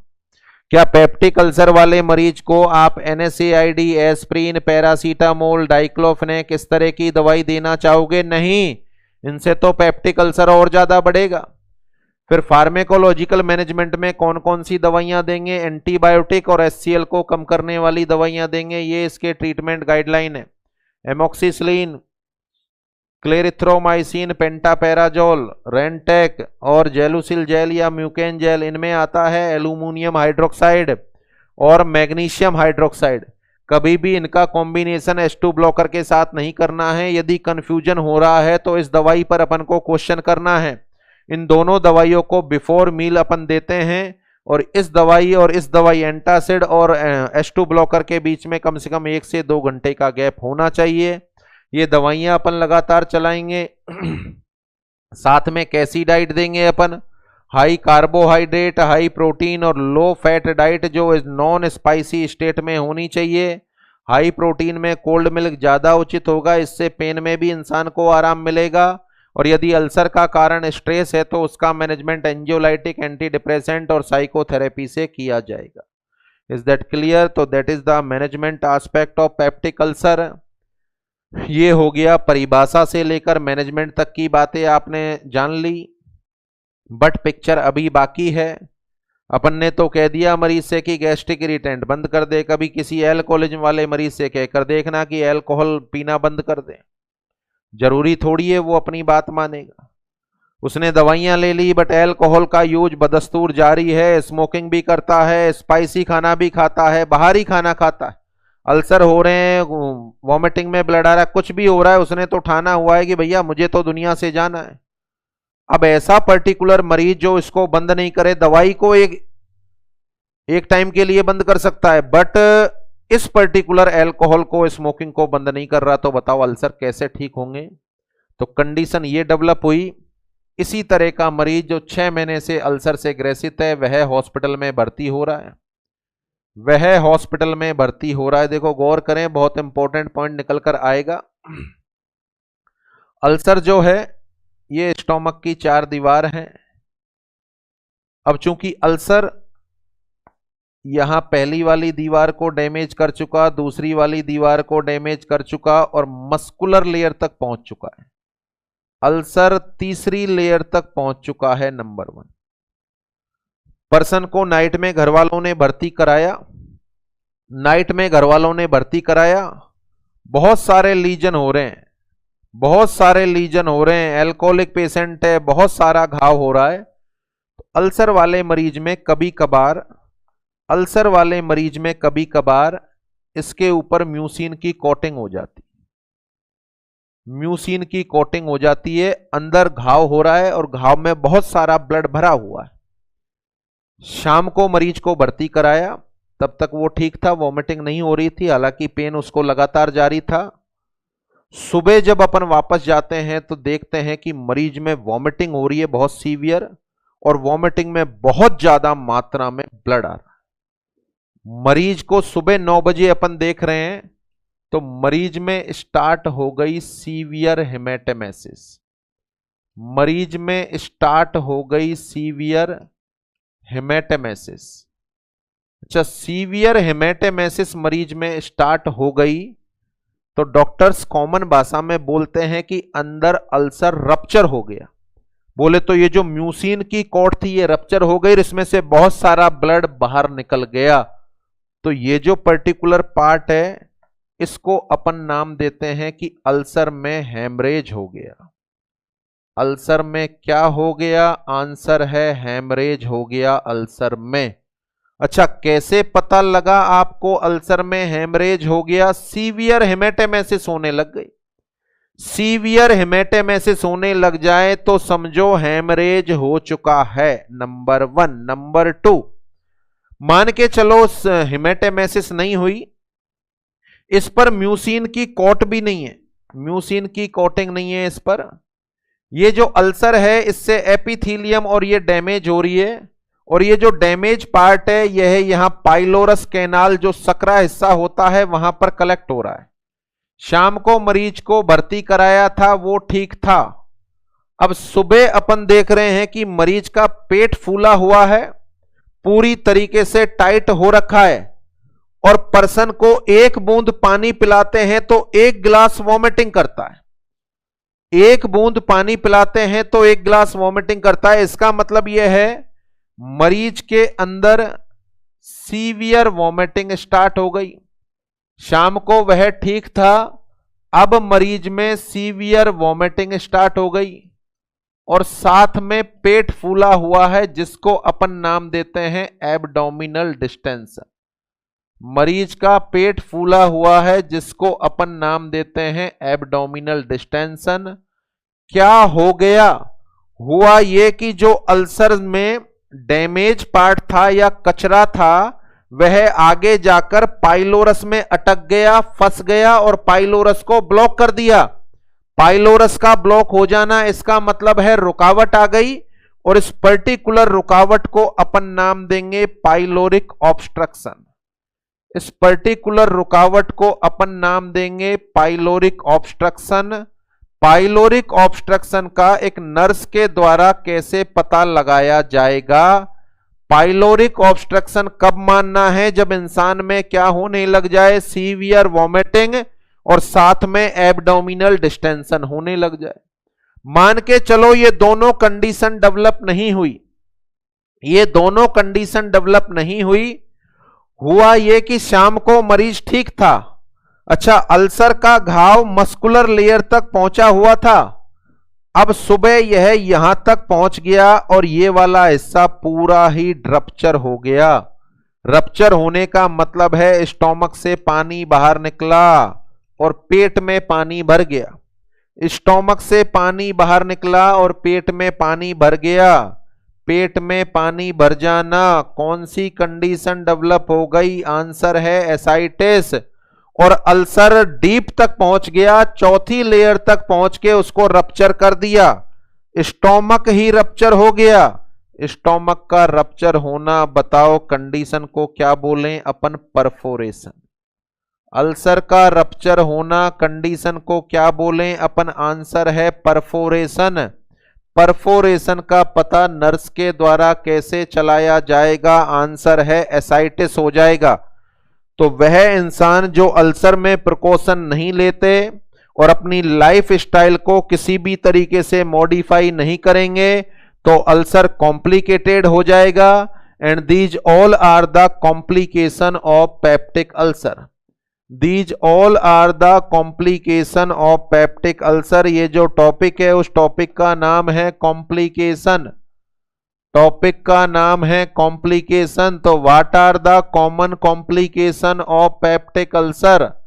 What are the common complication of peptic ulcer? The answer is haemorrhage, दूसरा है पाइलोरिक ऑब्स्ट्रक्शन, तीसरा है परफोरेशन. क्वेश्चन है मेरा कि नर्स के द्वारा हेमरेज का पता कैसे लगेगा? मरीज को सीवियर हेमेटेमेसिस होने लग जाएगी, कैसे आपको पता लगेगा कि मरीज के अल्सर में परफोरेशन हो गया है? पेट में पानी भर जाएगा. परफोरेशन का असेसमेंट नर्स के द्वारा कैसे होगा? पेट में पानी भर जाएगा, बोले तो एसाइटिस. और पाइलोरिक ऑब्स्ट्रक्शन का पता कैसे चलेगा? तो ऑब्स्ट्रक्शन का पहला साइन होता है डिस्टेंशन, तो मरीज में डेवलप हो जाएगा एब्डोमिनल डिस्टेंशन और सीवियर वॉमिटिंग. तो यहां पर क्वेश्चन बनता है आपके लिए कि कौन कौन से कॉम्प्लिकेशन है जो पेप्टिक अल्सर की वजह से होते हैं? आंसर है हेमरेज, पाइलोरिक ऑब्स्ट्रक्शन और परफोरेशन. अगला क्वेश्चन है इनका पता कैसे लगाएंगे? तो हेमरेज का पता किससे चला? हेमरेज का पता किससे चलेगा? आंसर है सीवियर हेमेटेमेसिस होने लग जाए तो समझ जाओ अल्सर फट गया है, बोले तो रप्चर हो गया, म्यूसिन की परत उतर गई और मरीज में अल्सर हेमरेजिक हो गया. दूसरा पाइलोरिक ऑब्स्ट्रक्शन हो गया है, नर्स को कैसे पता लगेगा? आंसर है सीवियर वॉमिटिंग और एब्डोमिनल डिस्टेंशन होने लग जाए तो समझ लो स्टोमक में कहीं रुकावट आ गई. परफोरेशन का पता कैसे चलेगा? अब ऐसे पता चलेगा कि मरीज के पेट में पानी भर जाएगा. कंडीशन को क्या बोलेंगे अपन? एसाइटिस. सोचो इस तरह का कोई मरीज जो साल में 4 बार भर्ती हो गया, 4 बार भर्ती हो गया, चारों बार उसको ब्लड लगाए. अब उसका स्टोमक में जब एंडोस्कोपी अपन ने की तो बार बार उसको अल्सर हो रहे हैं. और चूंकि ये जो मरीज है जिसमें बार बार ये कॉम्प्लिकेशन हो रहा है, उसकी हिस्ट्री में alcohol, tobacco, smoking, NSAID, stress कुछ भी नहीं, ये सारी की सारी कंडीशन नहीं है. तो ऐसे मरीज में अपन मान सकते हैं कि स्टोमक का ज्यादा स्टिमुलेशन हो रहा है, स्टोमक का ज्यादा स्टिमुलेशन हो रहा है, पैराइटल सेल ज्यादा स्टिमुलेट हो रही हैं. क्यों ना ऐसे मरीज में जब कोई कारण ही नहीं मिल रहा तो वेगस के ज्यादा स्टिमुलेट होने से, वेगस के ज्यादा स्टिमुलेट होने से HCl का सीक्रेशन हो रहा है. अब इसका उपाय तो करना पड़ेगा. और क्या उपाय कर सकते हैं अपन की वेगस नर्व की कुछ ब्रांचों को बांध दिया जाए, वेगस नर्व की कुछ ब्रांचों को बांध दिया जाए. इनको बांध दिया जाएगा तो स्टोमक में मिलने वाले स्टिमुलेशन कम हो जाएंगे. इस पर्टिकुलर प्रोसीजर को नाम देंगे अपन वेगोटॉमी. इस पर्टिकुलर प्रोसीजर को क्या नाम देना चाहेंगे अपन? वेगोटॉमी. इसका मतलब होता है severing of vagus nerve, severing of vagus nerve, vagus nerve को बांध देना to decrease the stimulation of parietal cell. Parietal cell के स्टिमुलेशन को कम करने के लिए वेगस नर्व को बांध देना. तो कभी कभार अपन को जब रिकरेंट पेप्टिक अल्सर होते हैं तो उसको मैनेज करने के लिए सर्जिकल मैनेजमेंट भी यूज करना पड़ता है. तो कॉम्प्लिकेटेड अल्सर में अपन कौन कौन से सर्जिकल मैनेजमेंट इस्तेमाल करेंगे? सबसे पहला वेगोटॉमी, वेगस नर्व को बांध देना.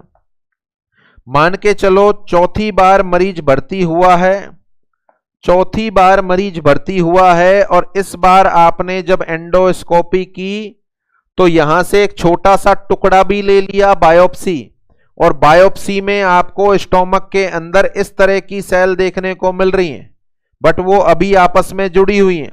देखो इस तरह की सेल तो कैंसर की होती हैं. इसका मतलब है स्टोमक में प्री कैंसरस कंडीशन स्टार्ट हो गई और ऐसे ही चलता रहा तो कैंसर हो जाएगा.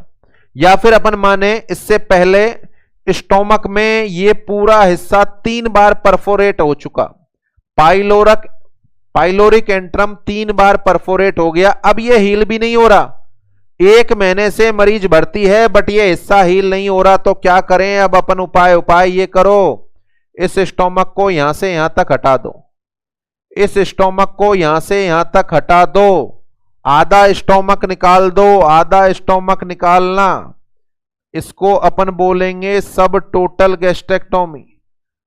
आधा स्टोमक निकालना, इसको अपन बोलेंगे सब टोटल गैस्ट्रेक्टोमी। अच्छा, सब टोटल गैस्ट्रेक्टोमी करने के बाद क्या करें? ये स्टोमक निकाल दिया, तो ये जो बचा हुआ स्टोमक है, ये जो बचा हुआ स्टोमक है, इसको ड्यूडीनम से जोड़ दो, इसको ड्यूडीनम से जोड़ दो, या फिर ऐसा भी कर सकते हैं कि इसको सीधे जेजुनम से जोड़ दो, ड्यूडीनम से ना जोड़कर जेजुनम से जोड़ दो। तो सब टोटल गैस्ट्रेक्टोमी करने के बाद 2 प्रोसीजर अपनाते हैं अपन, जिनका नाम है बिलरोथ फर्स्ट, जिनका नाम है बिलरोथ फर्स्ट और बिलरोथ सेकंड, बिलरोथ फर्स्ट और बिलरोथ सेकंड। बिलरोथ फर्स्ट का मतलब होता है गैस्ट्रो ड्यूडिनोस्टोमी, गैस्ट्रो ड्यूडिनोस्टोमी, ये है बिलरोथ फर्स्ट, और ये है gastro jejunostomy, it is the Billroth second. यह आपके एग्जाम में आया हुआ क्वेश्चन है। तो पहला surgical procedure it is the vagotomy, vagus nerve को बांध देना ताकि स्टोमक के स्टिमुलेशन कम हो जाएं। दूसरा surgical procedure that is the sub total gastrectomy, और उसके बाद करते हैं अपन बिलरोथ फर्स्ट और बिलरोथ सेकंड। क्या होते हैं देख लें आप इनको, देख लें आप इनको।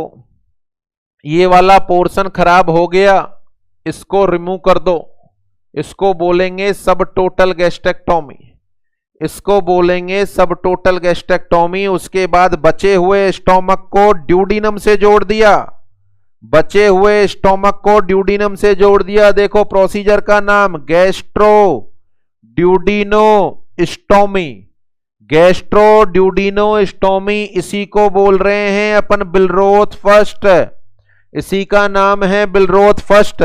और इस ब्लाइंड पाउच को तो सील कर दिया और इसको जेजुनम से जोड़ दिया, स्टोमक जॉइंड टू जेजुनम, इसको क्या बोल रहे हैं? गैस्ट्रो जेजुनोस्टोमी, गैस्ट्रो जेजुनोस्टोमी, और इसी प्रोसीजर को बोलते हैं अपन बिलरोथ सेकंड। Is that clear? तो सब टोटल गैस्ट्रेक्टोमी करने के बाद ये 2 प्रोसीजर करते हैं। देखें ये शब्द आपने भली भांति सुने होंगे, एक्टोमी रिमूव करना, टोमी ओपनिंग, टोमी का मतलब होता है ओपनिंग, जैसे laparotomy opening of abdomen, laparotomy का मतलब क्या? Opening of abdomen. और स्टोमी 2 ऑर्गन के बीच में ओपनिंग बनाना, 2 पार्ट के बीच में ओपनिंग बनाना, इसको क्या बोल रहे हैं अपन? स्टोमी। देखो इसी से नाम है गैस्ट्रो स्टोमक, जेजुनो जेजुनम स्टोमी, स्टोमक को जेजुनम के साथ जोड़ना, गैस्ट्रो ड्यूडिनोस्टोमी, गैस्ट्रो स्टोमक, ड्यूडिनो ड्यूडिनम, और स्टोमी का मतलब है दोनों के बीच में ओपनिंग बनाना। तो रिमूव करना एक्टोमी, ओपनिंग करना टोमी, और 2 पार्ट के बीच में ओपनिंग क्रिएट करना, दैट इज द स्टोमी। तो पहला हो गया वेगोटोमी, दूसरा सब टोटल गैस्ट्रेक्टोमी। परंतु यदि स्टोमक में कैंसर जैसी सेल देखने को मिल रही है तो इंसान में 2-4-6 महीने बाद कैंसर हो जाए और कैंसर से मारा जाए, इससे बेहतर है इसी को निकाल दो, पूरे स्टोमक को निकाल दो, और पूरे स्टोमक को निकालना, पूरे स्टोमक को निकालना। इस सर्जिकल प्रोसीजर को नाम देते हैं अपन टोटल गैस्ट्रेक्टोमी, इस सर्जिकल प्रोसीजर को नाम देते हैं अपन टोटल गैस्ट्रेक्टोमी। अच्छा, टोटल गैस्ट्रेक्टोमी कर दी, स्टोमक निकाल दिया, क्या बचा? ऊपर वाला हिस्सा ईसोफेगस, ईसोफेगस को ड्यूडीनम से जोड़ दो, ईसोफेगस को ड्यूडीनम से जोड़ दो, ईसोफेगस को ड्यूडीनम से जोड़ना, ईसोफेगो ड्यूडीनोस्टोमी, ईसोफेगो ड्यूडीनोस्टोमी, स्टोमी का मतलब 2 चीजों में के बीच में ओपनिंग बनाना, या ईसोफेगस को सीधे जेजुनम से जोड़ दो, ईसोफेगस को सीधे जेजुनम से जोड़ दो। ऑपरेशन का नाम है ईसोफेगो जेजुनोस्टोमी, सर्जरी का नाम है ईसोफेगो जेजुनोस्टोमी। तो टोटल गैस्ट्रेक्टोमी के बाद भी ईसोफेगो ड्यूडिनोस्टोमी या ईसोफेगो जेजुनोस्टोमी करते हैं। वैसे स्टोमक में कैंसर हो जाए तो भी यही सर्जिकल प्रोसीजर अपना आजमाते हैं। तो ये सारे के सारे सर्जिकल मैनेजमेंट हो गए, कॉम्प्लिकेशन हो गया। अब स्टोमक को आपने पूरी तरीके से बाहर निकाल दिया तो इंसान जी सकता है क्या? हाँ जी लेगा। क्या फर्क पड़ा? आफ्टर टोटल गैस्ट्रेक्टोमी कौन कौन सी प्रिकॉशन उसको रखनी होगी? अच्छा, दिन में अपन 2 बार खाना खाते हैं, इसको 6 बार खाना पड़ेगा, 8 बार खाना पड़ेगा, छोटा छोटा थोड़ा थोड़ा पार्ट खाना पड़ेगा। बोले तो स्मॉल फ्रीक्वेंट मील, स्मॉल फ्रीक्वेंट मील इसको लेना पड़ेगा, क्योंकि रिजर्वायर को निकाल दिया, खाने के रिजर्वायर को निकाल दिया जिसमें खाना 2 से 3 घंटे तक रहता था। तो स्मॉल फ्रीक्वेंट मील लेना पड़ेगा, पॉइंट नंबर 1। अगले पॉइंट के बारे में अपन जाएं, और क्या काम हो रहा था स्टोमक से? प्रोटीन का डाइजेशन कोई नहीं, आगे हो जाएगा, पेनक्रिएटिक जूस से हो जाएगा, सकस एंटेरिकस से हो जाएगा, नहीं हो रहा तो कोई फर्क नहीं। उसके अलावा क्या काम हो रहा था? हाँ, पैराइटल सेल से इंट्रिंसिक फैक्टर का सीक्रेशन हो रहा था, अब नहीं होगा। स्टोमक गायब है, स्टोमक गायब है, इसका मतलब है विटामिन B12 का एब्जॉर्प्शन नहीं होना। एब्जॉर्प्शन ही तो नहीं होगा, जीआईटी से एब्जॉर्प्शन ही तो नहीं होगा, क्यों ना उसको इंजेक्टेबल दे दें, क्यों ना इसको इंजेक्टेबल दे दें। तो ऐसे इंसान में आपको विटामिन B12 पेरेंट्रल रूट से देना पड़ेगा, क्योंकि इसका एब्जॉर्प्शन नहीं होना, आपको पेरेंट्रल रूट से देना पड़ेगा। आखिर कब तक देना पड़ेगा? कब तक देना पड़ेगा? तो आंसर है जब तक है जान।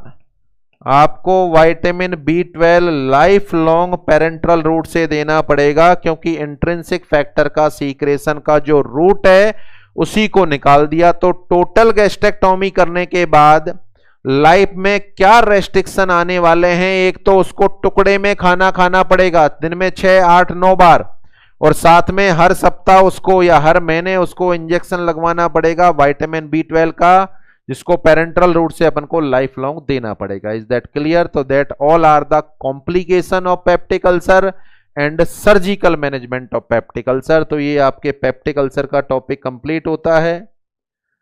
पेप्टिक अल्सर को अपन ने कल क्लिनिकल मैनिफेस्टेशन तक पढ़ लिया था, डायग्नोसिस से पढ़ना अपन ने स्टार्ट किया। डायग्नोसिस में क्या क्या बताया मैंने? एंडोस्कोपी करेंगे, यूरिया ब्रेथ टेस्ट करेंगे, सीबीसी करेंगे अपन मरीज में, और उसके अलावा अपन एंटीबॉडी का टेस्ट करेंगे। फिर इन डायग्नोस्टिक मेजर को अपन ने ब्रीफ किया था। तो एंडोस्कोपी, अपर जीआईटी की एंडोस्कोपी को ईसोफेगो ड्यूडिनोस्कोपी भी बोलते हैं।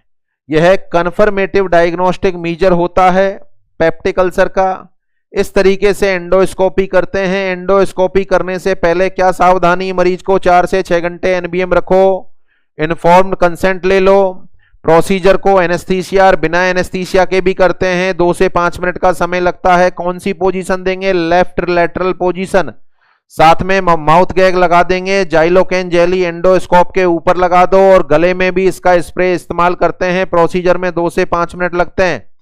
प्रोसीजर होने के बाद निगलने में दिक्कत आ रही है तो जब तक गैग रिफ्लेक्स वापस नहीं आ जाए, क्योंकि एनेस्थेटिक एजेंट जाइलोकेन का असर रहेगा, तब तक उसको अपन को एनबीएम रखना है। उसके बाद यूरिया ब्रेथ टेस्ट जो H. पाइलोराई के लिए करते हैं, कैसे करते हैं पूरी मैकेनिज्म आपको समझा दी। यूरिया वाला कैप्सूल खाता है इंसान, H. पाइलोराई होगा तो यूरिया जिसको तोड़ेगा, तोड़कर अमोनियम बना देगा, वो तो स्टूल से बाहर निकल जाएगा। साथ में बाइकार्बोनेट बनेगा जो ब्लड में जाकर कार्बोनिक एसिड बनाएगा।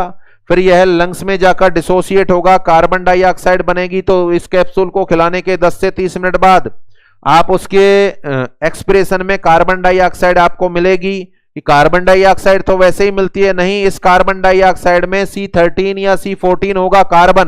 कार्बन जो होगा वो C13 या C14 होगा। यदि ये प्रेजेंट मिले तो पॉजिटिव माना जा सकता है। पॉजिटिव मानने का मतलब इंसान के स्टोमक के अंदर H. पाइलोराई मौजूद है। तो H. पाइलोराई के लिए यूरिया ब्रेथ टेस्ट करते हैं। और कौन कौन से टेस्ट हो सकते हैं? सीबीसी जिसमें ल्यूकोसाइटोसिस मिल सकता है, यूरिया ब्रेथ टेस्ट, और IgG IgM for H. Pylori. तो H. पाइलोराई का पता लगाने के लिए यूरिया ब्रेथ टेस्ट करते हैं, नो डाउट। बट क्या H. पाइलोराई के लिए ये कंफर्मेटिव होता है? नहीं। H. पाइलोराई का कंफर्मेटिव टेस्ट कौन सा होगा?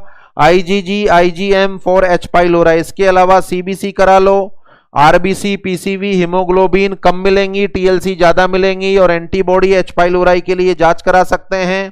क्या मैनेजमेंट करें अपन? गैस्ट्रिक इरिटेंट को बंद कर दो। कौन कौन सी दवाइयां देंगे अपन? एंटीबायोटिक्स देंगे, PPI H2 ब्लॉकर और एंटासिड देंगे। ये आपके सामने सारी दवाइयों का मीनिंग बता दिया। ट्रिपल थेरेपी में एमोक्सिसिलिन, क्लेरिथ्रोमाइसिन और पेंटापेराजोल आता है। इनसे फायदा नहीं पहुंचे तो अगले 14 दिन के लिए मेट्रोनाइडेजोल जोड़ देते हैं। इन दोनों दवाइयों को खाने से पहले लिया जाता है। H2 ब्लॉकर का कॉम्बिनेशन जेलुसिल जेल या एंटासिड के साथ नहीं करते, 1 से 2 घंटे का गैप इनमें रखना होता है। कौन सी दवाई है जो ब्लड ब्रेन बैरियर को क्रॉस करके कंफ्यूजन पैदा कर सकती है? आंसर है H2 ब्लॉकर। तो ये फार्मेकोलॉजिकल मैनेजमेंट किस तरह की डाइट देंगे? हाई कार्बोहाइड्रेट, हाई प्रोटीन और low fat diet, non spicy form में देंगे। हाई प्रोटीन के लिए कोल्ड मिल्क देना उचित होगा, और स्ट्रेस इंड्यूज अल्सर है तो एंजियोलाइटिक दवाइयां या एंटी डिप्रेसेंट दवाइयां और साइकोथेरेपी अप्लाई कर सकते हैं। साथ में what are the common complication of peptic ulcer, और इनका पता कैसे लगाया जाएगा? आंसर है हेमरेज, पाइलोरिक ऑब्स्ट्रक्शन और परफोरेशन। पता कैसे चलाएंगे? हेमरेज का पता, यदि मरीज को सीवियर हेमेटेमेसिस होने लग जाए तो समझ जाओ अंदर वाला अल्सर रप्चर हो गया। ऑब्स्ट्रक्शन का पता, सीवियर वॉमिटिंग और एब्डोमिनल डिस्टेंशन हो जाएगा। परफोरेशन का पता किससे लगाएंगे अपन? एसाइटिस से। जब ये होने लग जाए तो फिर सर्जिकल मैनेजमेंट अपन को अपनाना पड़ेगा। कौन कौन से ऑपरेशन? वेगस नर्व को बांध देना, वेगोटोमी, आधा स्टोमक निकालने के बाद बचे हुए को ड्यूडिनम या जेजुनम से जोड़ देना, सबटोटल गैस्ट्रेक्टोमी। इसके 2 प्रोसीजर होते हैं, बिलरोथ फर्स्ट और बिलरोथ सेकंड। बिलरोथ फर्स्ट बोले तो गैस्ट्रो ड्यूडिनोस्टोमी और सेकंड बोले तो गैस्ट्रो जेजुनोस्टोमी। यहाँ एक्टोमी का मतलब रिमूव करना, टोमी का मतलब ओपनिंग बनाना, और 2 पार्ट को जोड़ना स्टोमी कहलाता है। और स्टोमक में कैंसर जैसा साइन लग रहा है या 4 जगह से परफोरेट हो गया, अब सही नहीं होने वाला, पूरा स्टोमक निकाल दो। ऑपरेशन का नाम है टोटल गैस्ट्रेक्टोमी। बचे हुए ईसोफेगस को या तो ड्यूडिनम से जोड़ दो या जेजुनम से जोड़ दो, इसको बोलेंगे ईसोफेगो ड्यूडिनोस्टोमी या ईसोफेगो जेजुनोस्टोमी। उसके बाद क्या स्पेशल केयर होगी? स्टोमक ही निकाल दिया तो स्मॉल फ्रीक्वेंट मील का इस्तेमाल करना चाहिए। साथ में विटामिन B12 उसको जिंदगी पेरेंटल रूट से अपन को देना पड़ेगा। Is that clear? तो it is the end of peptic ulcer. Peptic ulcer की परिभाषा से लेकर मैनेजमेंट तक के एस्पेक्ट आपने पढ़ लिए। शुरुआती जो क्वेश्चन पूछे थे उनको फिर से रिपीट कर लेता हूं मैं। Question number 1, the most common cause of peptic ulcer, बिना ऑप्शन के ही आंसर अब दिमाग में आ रहा है, answer is H pylori. Chronic gastritis का क्या कॉज होगा? Answer is H pylori. Stomach के कैंसर का क्या कॉज होगा? Answer is H pylori. The confirmative test for peptic ulcer, endoscopy या urea breath test? Answer is endoscopy. The urea breath test are commonly conducted for, answer है detection of H pylori. अगला question, वह ulcer जिसमें खाना खाते ही दर्द होता है और वॉमिटिंग करते ही दर्द में आराम आ जाता है? Answer is gastric ulcer. Midnight pain और हेमेटेमेलेना कौन से अल्सर में कॉमन है? आंसर है ड्यूडिनल अल्सर। अगला क्वेश्चन, बिलिरोथ फर्स्ट क्या होता है? आंसर है गैस्ट्रोड्यूडिनोस्टोमी। बिलिरोथ सेकंड क्या होता है? गैस्ट्रोजेजुनोस्टोमी। अगला है, स्टोमक निकालने के बाद क्या प्रिकॉशन बरतनी होगी इंसान को ताजिंदगी? नंबर 1, स्मॉल फ्रीक्वेंट मील लेना होगा। नंबर 2, जिंदगी भर विटामिन B12 का इंजेक्शन लगेगा। अल्सर के कॉमन कॉम्प्लिकेशन, हेमरेज, परफोरेशन और पाइलोरिक ऑब्स्ट्रक्शन। ऑब्स्ट्रक्शन का पता किससे लगेगा? एब्डोमिनल डिस्टेंशन और वॉमिटिंग से लगेगा। हेमरेज का पता किससे लगेगा? सीवियर हेमेटेमेसिस से लगेगा। Is that clear? और उसके अलावा परफोरेशन हो गया तो एसाइटिस से मालूम चलेगा, ऑब्स्ट्रक्शन हो गया तो एब्डोमिनल डिस्टेंशन से मालूम चलेगा। तो ये कुछ कॉमन क्वेश्चन हैं, सारे के सारे क्वेश्चनों का जवाब आपको मिल गया। तो पहला पोर्शन पढ़ रहे हैं अपन डिसऑर्डर ऑफ स्टोमक, जिसके अंदर अपन ने पेप्टिक अल्सर पढ़ लिया। अब अगला डिसऑर्डर अपन नेक्स्ट लेक्चर के अंदर स्टार्ट करेंगे। तो आज के अभी के लिए इतना ही।